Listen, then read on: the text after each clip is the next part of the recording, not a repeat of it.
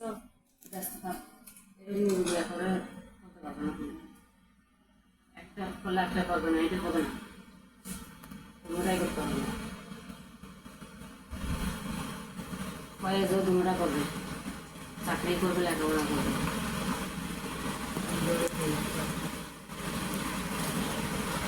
আমার কি হদ্দি শনিবার তো তোর হয়ে যাবে না 8টা বছর ইচ্ছে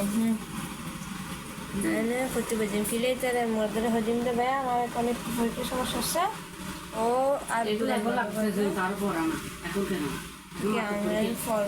পরীক্ষা নিটা কখন সেটা দেখতে হবে পরীক্ষা কখন দেখি কি হতো তা তো করতে হবে না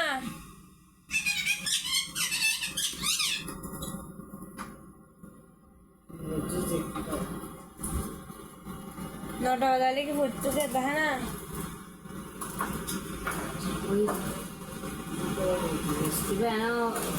আবার বার্ষিক হতে বার্ষিক হতে